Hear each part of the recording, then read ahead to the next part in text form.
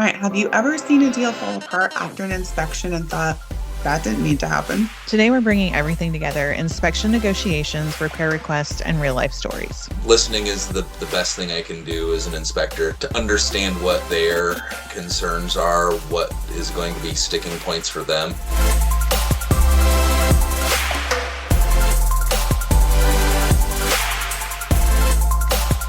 So thanks again for joining us here at Hoosier Homes and Hustles. I'm Jessica, aka Miss Indianapolis Real Estate, and this is our final episode in the Don't Panic, It's an Inspection series. And I'm Stacy. Jon Carrothers with Pillar to Post is also here to help buyers, sellers, and agents navigate inspection results calmly and strategically. Let's get into some questions. What kind of repair requests are reasonable versus unrealistic in your opinion? I know you don't necessarily see all of the back and forth, but what, in your opinion, is a realistic request and an unreasonable request? Well, I am a homeowner, bought and sold. So, I've been down the road. So I do have practical knowledge. We don't always see what people are requesting and what people aren't, but I hear it, and I've got a pretty good idea when we're doing inspections, what people are actually concerned about and what they're not. I think that's a really broad answer, and it really depends on the details of every deal. There are times when it does make sense to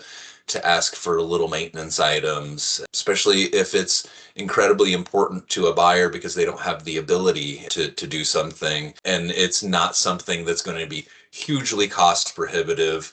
The communication between the agents is the most important part here, I think, and everybody establishes what priorities are and where the deal is and where the deal needs to go. You're right. That's a good answer. So I had an inspection this year where my buyers were elderly and the sellers did prepare their home beautifully for the inspection. It was a really clean inspection. There were like 2 or 3 things that were more maintenance stuff, and I was hesitant to even ask for it. However, we had provided a full price offer and everything on our end was perfect. So in that case, I just explained to the listing agent that my buyers are elderly, they're moving to the area, they don't know anyone here, and they really would like to have these things done before they move in, and they did everything. So I think if you frame it like in a way and just have a conversation with that other agent, and also again, our terms were good, and we didn't ask for like $50,000 off the price initially. That's part of it too, right? Kind of the whole negotiation that you're having from the initial offer and then into the inspections. Definitely a lot of factors to consider. Right. So, Jon, deals that shouldn't have fallen apart. I'm sure you probably hear back from agents or buyers that, I'm not buying this house, I'm walking away. You're probably hearing this while you're there and you're probably thinking, why? So tell us about some deals that maybe shouldn't have fallen apart and what you would have done in that buyer situation. Over the course of time, I have seen situations, especially when I get a repeat customer, we do an inspection and I think it goes really well. And then a couple months later, we're doing another inspection for the same customer. Oftentimes when those do happen, it was something unrelated to the inspection. So lots of deals fall apart, late stages because somebody wasn't prepared. They didn't have their financial stuff in order the right way. Maybe we thought we were in a certain place and we really weren't.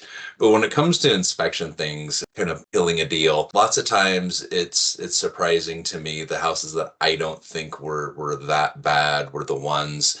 And ultimately, I really think most of the time that was a professionalism issue, either with a seller or an agent on either side, or expectations of a buyer. Has less to do with the nuts and bolts of the things and more to do with the interpersonal parts of how these things go. Egos and that kind of thing. Yeah, we see that all the time. So we talked about reports in a previous episode. They can be very overwhelming to a buyer, especially if they've never bought a house or it's been a while. So how do you feel agents should help clients read these reports? Listen and ask questions, because we don't know what other people's expectations are until they make them clear to us. Everyone's expectations are different. For a client and for a realtor, come in with an open mind, take your time, and try to separate the emotions from the data and the facts. Yeah. Jessica, when you're meeting a buyer initially, do you set expectations on the inspection? Absolutely. And in that initial consultation, and then even right before, because obviously who knows how long that time span has been between consultation and inspection, even before that inspection, sending them another list of,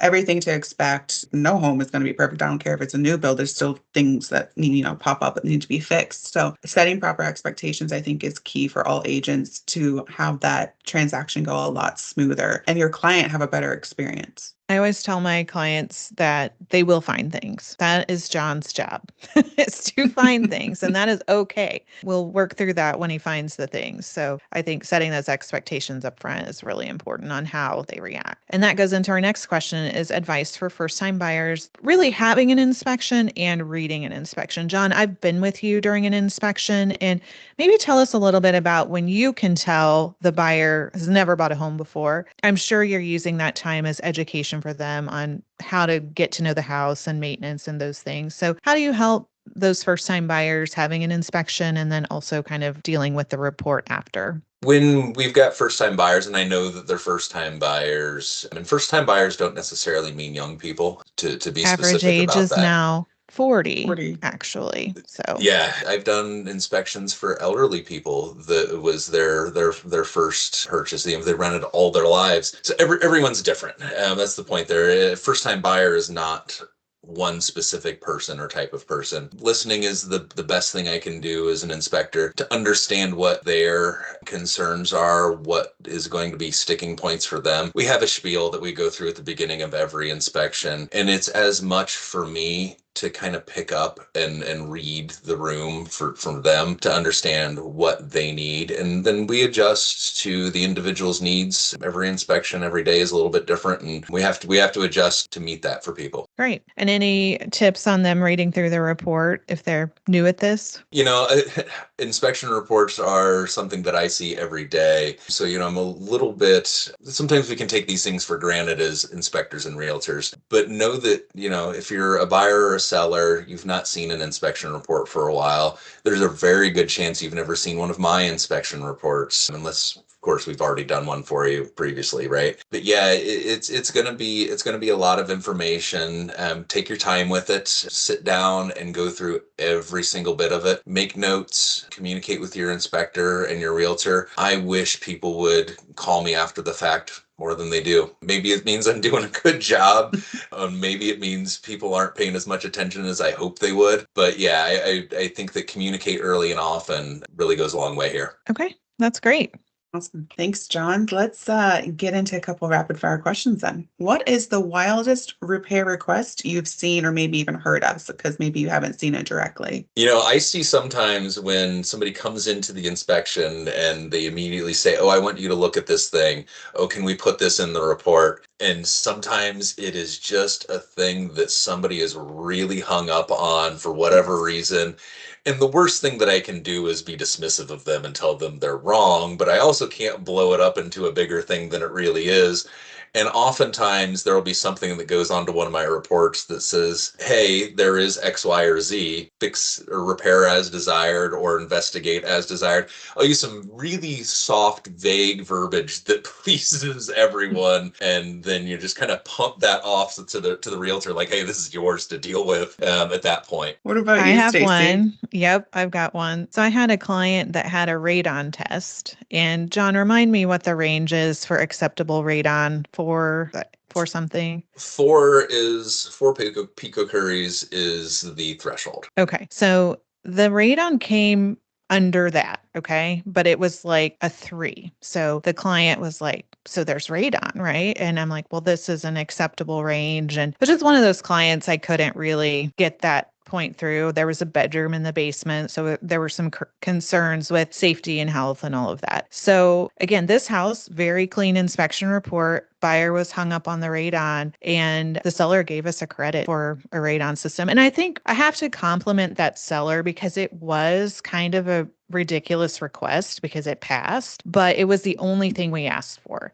And at the end of the day, if you're giving them $1,500 for HVAC, electrical, or radon, who really cares? You just need it to close, right? So again, I just kind of went with it, presented it to the agent, worked through it, and we got to closing. But at the end of the day, it was like, man, that was kind of a ridiculous request. Radon is far more complicated than we can even let it be in real estate transactions, just because of the amount of time that we have and the guidelines that we're working under. The guideline is anything above 2, you should think about fixing it. But how we get to those numbers, how long we test for, how many times we test, all of that gets way into the weeds. And I think you hit the nail on the head that in the course of the transaction, is $1,500 going to move the needle one way or the other? If Right. that's what you've got to do, then yeah, it really is a perfectly reasonable thing when framed the right way. Right. So yeah, I thought that was a good example. Jessica, you've got to have some. I found this request to be wild. I had the seller, the home was actually really, really, really well kept. There were only a few things that the buyer's agent and buyer could ask for, and I feel like they were just trying to ask for something. One of which was the garage door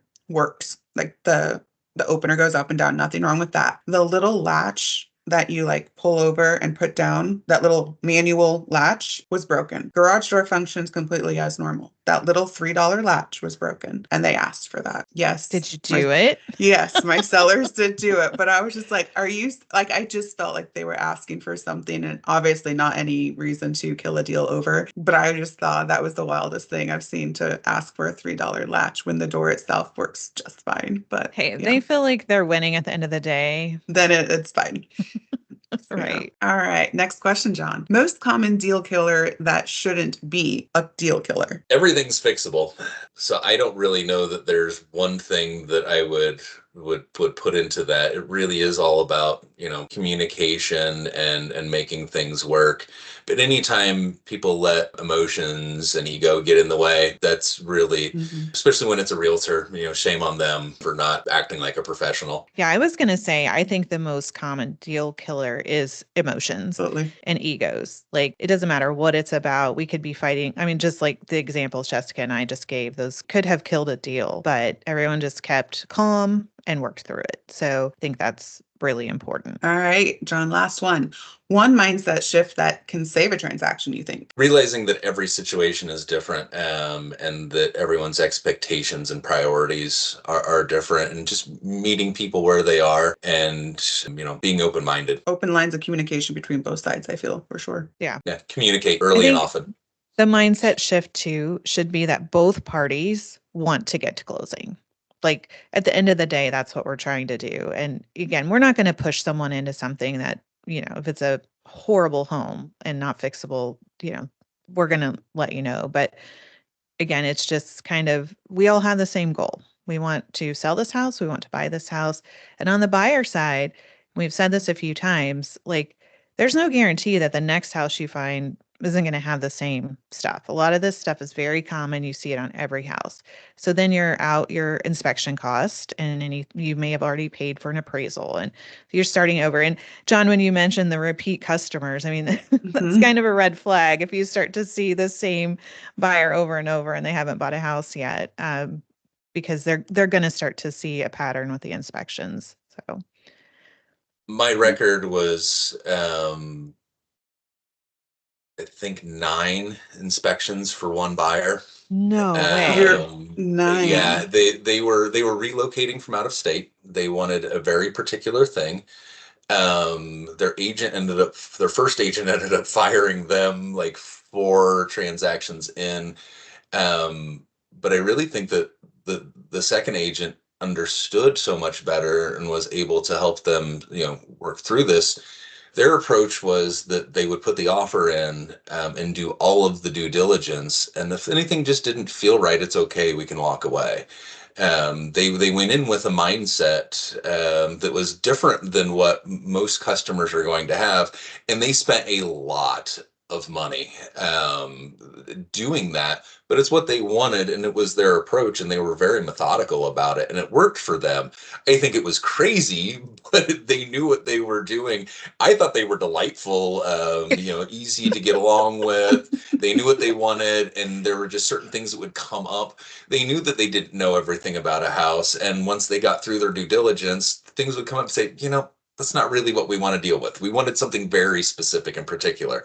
It was an interesting situation, and I doubt that I'll ever do another one like that again. But they knew what they wanted, and they knew how they wanted to do it, and they sure as heck did it that way. Wow. That's crazy. 9. I can't believe it was 9. Yeah. They were statistically significant that year as an individual, right? Because if you think about how many transactions I see an individual realtor on, they actually skewed some of my data just because of that. That's funny. All right. So, inspection reports don't kill deals. Confusion or overreaction usually does. But we hope this series helped make the process feel a little bit more manageable for you. If you've enjoyed Don't Panic, It's an Inspection, make sure to like, subscribe, and follow Hoosier Homes and Hustles and share this series with someone buying or selling right now. All of our contact information is in the show notes. Let's hustle smarter Together.